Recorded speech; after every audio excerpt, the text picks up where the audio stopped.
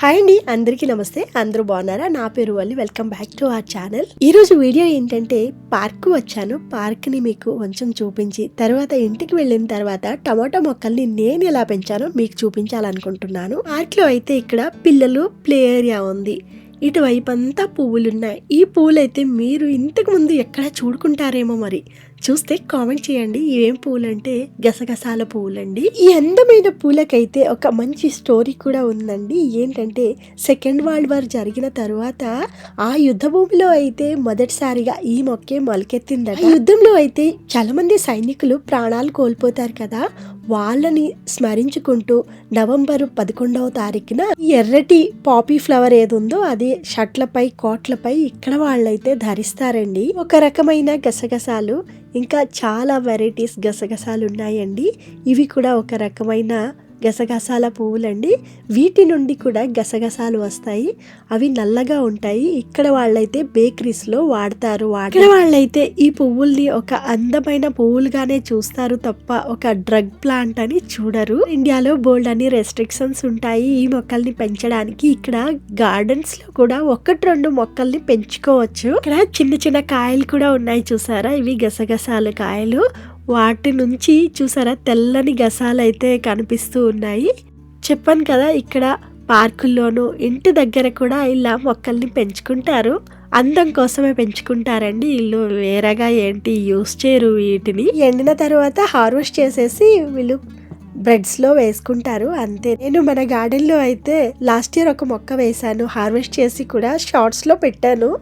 నాకు పడ్డాయండి బాగానే పువ్వులు చూసేసాం కదా. ఇది వచ్చేసి స్కూల్ అండి. ఈ పార్క్ పక్కనే స్కూల్ ఉంటది. పిల్లలు వెళ్తున్నారు చూడండి. ఇప్పుడు మార్నింగ్ టైం కాబట్టి స్కూల్ కి వెళ్తున్నారు. పార్క్ లో కాసేపు వాకింగ్ చేసిన తర్వాత అలా దారిలో వస్తూ ఉండగా ఈ క్లైంబింగ్ రోజు అయితే కనిపించాయి. వీడియో వెంటనే తీసాను మీకు చూపిద్దామని. పూలు ఎలా ఉన్నాయో కామెంట్ చేయండి. మరి పక్కనే లావెండర్స్ కూడా ఉన్నాయి చూడండి.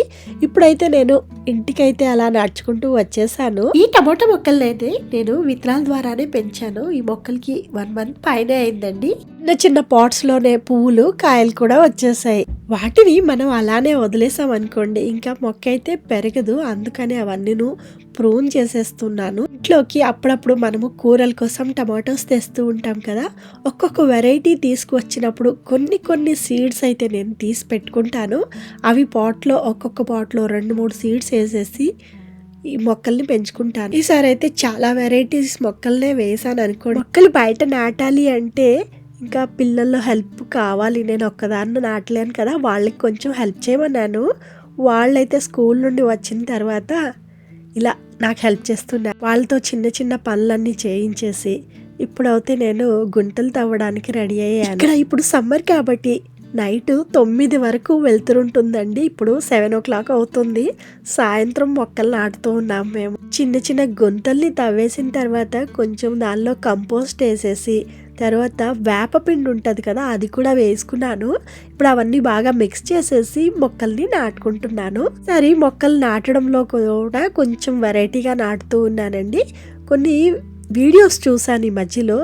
సైడ్గా అలా నాటితే మొక్క నుండి ఎక్కువగా కాయలు వస్తాయట. చూద్దాం మరి. మీలో ఎవరైనా కొత్తగా నా ఛానల్ని చూస్తూ ఉంటే ప్లీజ్ అండి లైక్ చేయండి, వీడియోకి సబ్స్క్రైబ్ చేసుకోండి.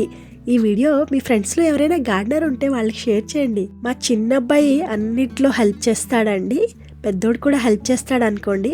ఇప్పుడు నేను మొక్కలు నాటాను కదా, వాడు కూడా నాటాలి. ఇంకా అంతే, అన్నిట్లో చెయ్యి పెట్టేయాలి. లేకపోతే రోజంతా అలిగి కూర్చుంటాడు ఒక మూలకెళ్ళి. చిన్నోళ్ళంతా అంతే కదా మరి. వ్యవసాయం అంటే అంత సులభమైంది కాదండి. ఎంత చిన్న మొక్కకి నేను అలసిపోయాను. ఈ వీడియో మీకు ఎలా అనిపించిందో కామెంట్ల రూపంలో తెలియజేయండి. వీడియో కనుక నచ్చితే లైక్ చేయండి, సబ్స్క్రైబ్ చేసుకోండి. మీ ఫ్రెండ్స్లో ఎవరైనా గార్డెనర్స్ ఉంటే వాళ్ళకి ఈ వీడియోని షేర్ చేయండి. ఈరోజు ఈ వీడియో ఇక్కడితో ఎండ్ చేస్తున్నానండి. మళ్ళీ నెక్స్ట్ వీడియోలో కలుద్దాం. అప్పటి వరకు బాయ్ అండి. Thank you for watching. Bye.